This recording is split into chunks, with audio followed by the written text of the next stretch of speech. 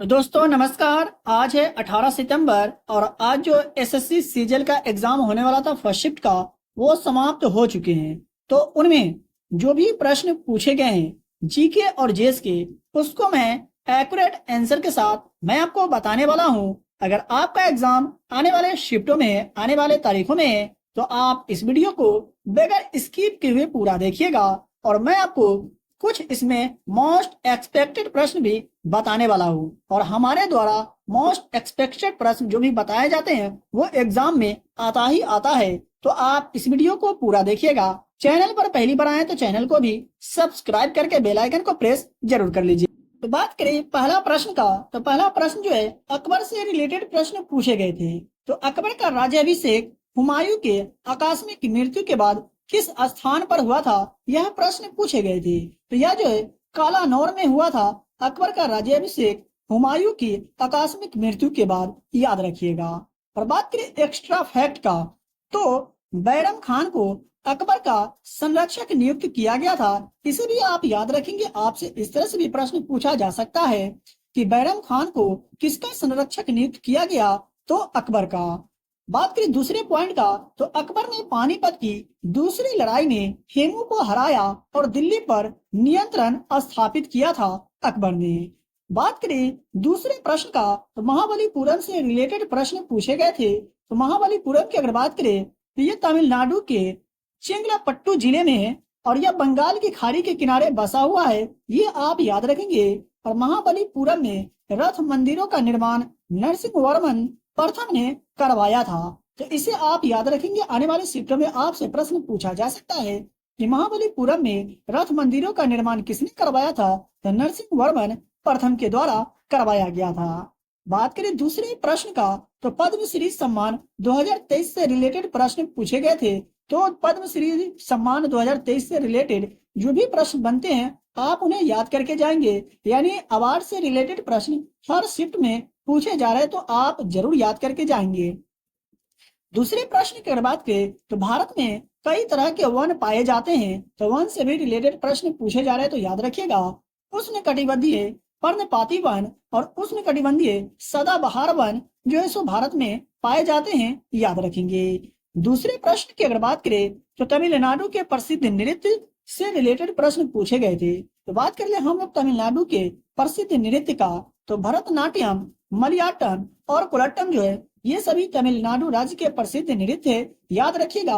आने वाले शिफ्टों में आपसे प्रश्न पूछा जा सकता है घुमा करके भी। भारतीय संविधान सभा से रिलेटेड प्रश्न पूछे गए थे। तो चलिए हम लोग देख लेते हैं भारतीय संविधान सभा से रिलेटेड सभी जानकारी को। वीडियो को अभी तक लाइक नहीं किए तो वीडियो को लाइक कर दीजिए और चैनल पर पहली बार विजिट कर रहे हैं तो प्लीज आप लोग चैनल को सब्सक्राइब करके बेल आइकन को प्रेस जरूर करें। आप लोग वीडियो को देख तो लेते हैं लेकिन चैनल को सब्सक्राइब नहीं करते हैं। अगर आपका एग्जाम आने वाले शिफ्टों में है, आने वाले तारीखों में है। तो बात करें संविधान सभा का, तो संविधान सभा की पहली बैठक 9 दिसंबर 1946 को हुई थी, जिसमें डॉक्टर सच्चिदानंद सिन्हा को संविधान सभा का अस्थायी अध्यक्ष चुना गया था।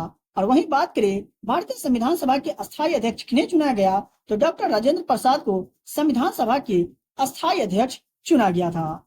बात करें अगले पॉइंट का, तो संविधान जो लागू हुआ था 26 जनवरी 1950 को लागू हुआ था। भारतीय संविधान बनने में कितना समय लगा, आप हमें कमेंट बॉक्स में कमेंट करके जरूर बताएंगे। आपको जरूर याद होना चाहिए।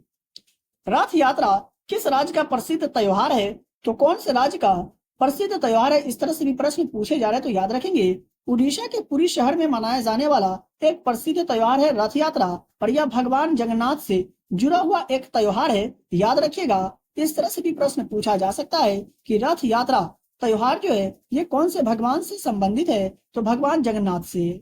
आई होप कि आपको समझ में आ गया होगा।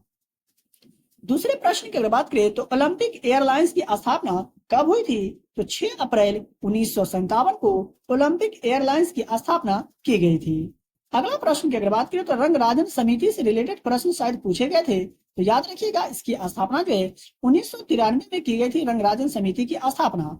और रंगराजन समिति का संबंध कौन से उद्योग से है, तो चीनी उद्योग से है, इसे भी आप याद रखेंगे। बात कर ले दूसरे प्रश्न का, तो ताइवान की संसद का नाम जो है सो क्या है, तो विधान युआन जो है ये ताइवान की संसद का नाम है। भारत का आखिरी मुगल शासक की अगर बात करें कौन था, तो बहादुर शाह जफर जो था ये भारत का आखिरी मुगल शासक था जो 1775 में पैदा हुआ और 1862 में रंगून में मारा गया था। देखते हैं अगले प्रश्न को। तो भारत की सिलिकॉन वैली किसका उपनाम है? तो आप याद रखेंगे बेंगलुरु का उपनाम है। दूसरा प्रश्न आपसे पूछा जा सकता है कि कौन सा अनुच्छेद में भारत के प्रधानमंत्री के कर्तव्यों को परिभाषित करता है? भारतीय संविधान का कौन सा अनुच्छेद है? तो अनुच्छेद 78 जो है ये भारत के प्रधानमंत्री के कर्तव्यों को परिभाषित करता है भारतीय संविधान के अनुच्छेद 78 में। वहीं बात करें भारतीय संविधान के अनुच्छेद 280 का, तो राष्ट्रपति वित्त आयोग की नियुक्ति करते हैं किसके अनुसार? तो भारतीय संविधान के अनुच्छेद 280 के अनुसार। अनुच्छेद से रिलेटेड प्रश्न भी हर शिफ्ट में पूछे जा रहे हैं तो याद रखेंगे। अगला प्रश्न की अगर बात करें तो FLO की स्थापना कब हुई थी, यानी फिक्की लेडीज ऑर्गेनाइजेशन की स्थापना कब हुई थी? तो वर्ष 1983 में FLO की स्थापना की गई थी। बात करेंगे दूसरे प्रश्न का, तो हैलोजन तत्व किस ग्रुप से संबंधित है? तो आवर्त सारणी से भी रिलेटेड प्रश्न हर शिफ्ट में पूछे जा रहे हैं तो याद रखेंगे यह ग्रुप 17 से संबंधित है हैलोजन तत्व। देख लेते हैं अगले प्रश्न को। तो डायमंड लीग की शुरुआत कब हुई थी? तो 2010 में डायमंड लीग की शुरुआत की गई थी। एशियन गेम्स 2023 की अगर बात करें तो पुरुष हॉकी का खिताब किसने जीता था? तो भारत ने जापान को हरा करके एशियन गेम्स 2023 का खिताब जीता था, याद रखेंगे। बात कर ले दूसरे प्रश्न का, तो दीपिका कुमारी महतो का जो संबंध है किस खेल से? तो इनका संबंध तीरंदाजी से दीपिका कुमारी महतो का। और बात करें दीपिका कुमारी महतो का, तो भारत के झारखंड की रहने वाली थी। तो आपसे इनसे इस तरह से भी रिलेटेड प्रश्न पूछा जा सकता है कि दीपिका कुमारी महतो का जो संबंध है भारत के कौन से राज्य से है? तो झारखंड से है। आई होप कि आपको समझ में आ गया होगा। वीडियो पसंद आया हो तो वीडियो को लाइक करें और चैनल पर पहली बार आया तो चैनल को सब्सक्राइब करके बेल आइकन को प्रेस करें और इस वीडियो को अपने उन दोस्तों के साथ शेयर जरूर करें जिनका एग्जाम आने वाले शिफ्टों में है, आने वाले तारीखों में है, क्योंकि यहाँ से प्रश्न एग्जाम में टकराता है। तो चलिए मिलते हैं फिर से एक नए वीडियो में।